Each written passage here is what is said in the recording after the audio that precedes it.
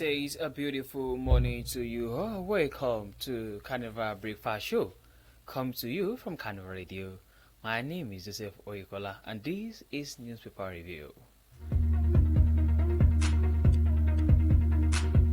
To begin the news this morning, here are the headlines.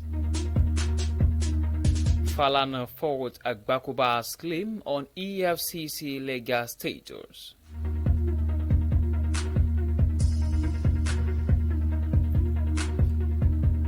Federal government vows to tackle insecurity in Northwest. Students set KB College Provost residents ablaze over alleged extortion.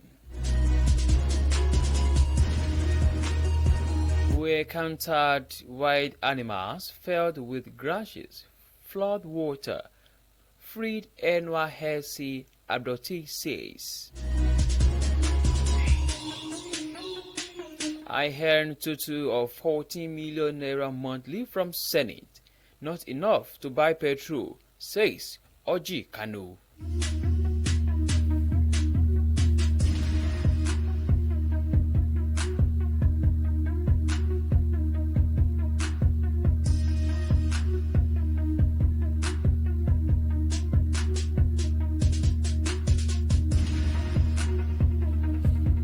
Now to the news in details. The Minister of Defense, Muhammadu Abubakar, on Thursday night reiterated the federal government's determination to tackle banditry and insecurity in the country.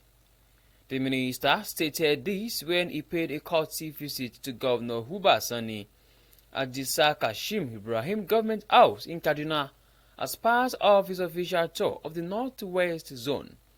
The visit is aimed at finalizing preparation for the launch of Operation Fansam Yama, a joint military theater command established to tackle insecurity in the region.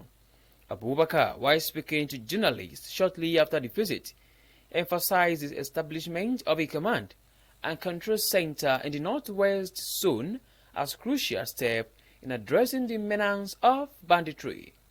The minister also highlighted the government's collaborative effort with neighboring countries, particularly Niger Republic, to combat terrorism and arms trafficking. Regarding the security situation around Sokoto and its borders with Niger Republic, Abubakar acknowledged concerns but assured that the government was taking proactive measures to overcome the challenge. Abubakar reassured Nigerians of the president's commitment to ending insecurity across the country. In his remarks, while welcoming the minister, Governor Sani stressed the need for regional collaboration to tackle insecurity. He also expressed concern over the debilitating effect of insecurity on the Northwest Zone, including food insecurity, limited access to health care, and increased poverty. For more details, please visit Punch newspaper. Federal government vows to tackle insecurity in Northwest.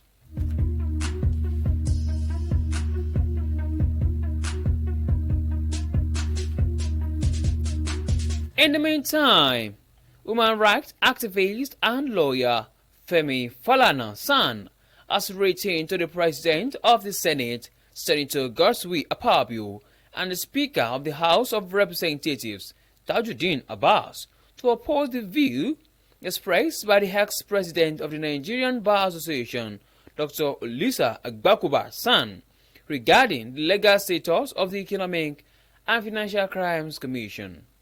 In a letter dated 17 October 2024, Falana disagreed with Agbakuba's assertion that the EFCC is an unlawful organization. Falana further stated that Agbakuba did not cite any case to substantiate his claim that the Supreme Court had criticized the EFCC activities and existence. Falana also noted that Agbakuba's position was based on the premise that the establishment of the EFCC violated the basic principles of federalism.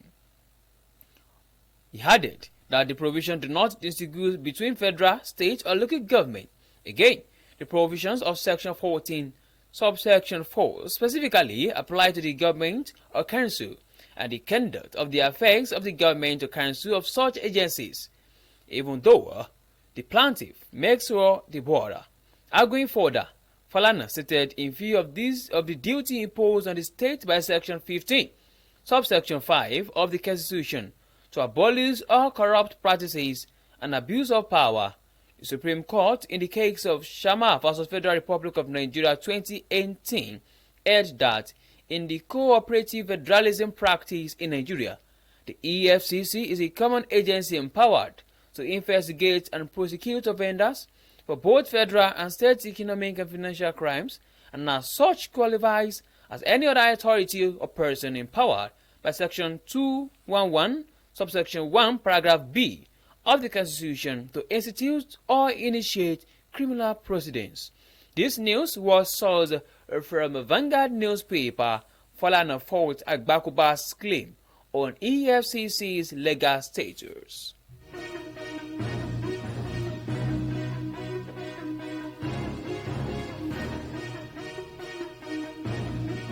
Meanwhile, a right student at the College of Health Science and Technology in Jega, Kebbi State, have set the resident of the provost, Alhaji Haruna Saidu Sawa, on fire and vandalized his vehicle. The protest erupted over allegations that the college management extorted 23 million naira from the students regarding index registration for 250 graduating students. A source within the college who spoke with newsmen on the condition of anonymity said the controversy originated from a newly introduced public health program which was initially affiliated with the Reproduction Health and the Public Health Association of Nigeria. The source said the college merged the program with the Department of Environmental Health to secure certification, leading to a demand for an additional 65,000 naira from each student for index registration, in addition to the 30,000 naira already paid. Accusing the management of extortion, the students responded violently by stoning vehicles and setting the provost residence on fire. Some of the college staff members fled the scene in fear before security personnel arrived. Meanwhile, the provost of the school, Sanwa, in his reaction described as fictitious, baseless, and mischievous the allegation making the rounds that he had connived with a certain body in Oyo State to extort students of his college to the tune of 23 million naira. He denied the allegations that a certain cost was introduced leading to payment of additional money by the student, which he described as the imagination of those spreading story. This news was sourced from the Nation newspaper. Students set Kebbi College Provost resident ablaze over alleged extortion.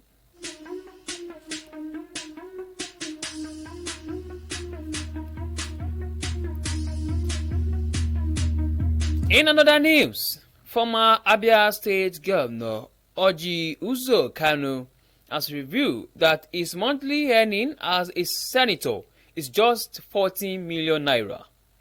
The lawmaker who represents Abia North in the Senate disclosed this in an interview with newsmen on Thursday. The senator dismissed the belief among some Nigerians that lawmakers are living in affluence while the masses live in poverty. There has been confusion over the monthly earnings of Nigerian federal lawmakers, with some lawmakers saying they earn as much as 21 million naira. Speaking further, Kanu argued that the 40 million naira is not enough to buy petrol to travel to his constituency, maintain the constituency office, among other things. For more details, please visit Daily Post newspaper. I earn total of 40 million naira monthly from Senate, not enough to buy petrol, says Oji Kanu.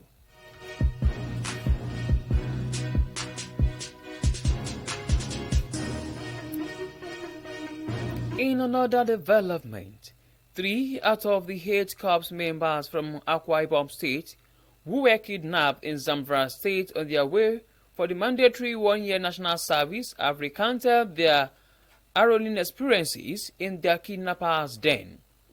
The victims, before regaining their freedom, stayed between 2 months and 1 year in captivity. Speaking with Newsman Akwa Ibom in an interview facilitated by the founder, Open Forum Care for Humanity Foundation, Matthew Kofi Okono, on Thursday, the freed corps members, 1 female and 2 males, narrated how they were tortured, fed with grasses, and drank flood water. They thanked government, federal and Akwa Ibom State and the NYSC for intervention and pleaded to be employed in the civil service or have any other rewarding establishments. For more details, please visit the Post newspaper.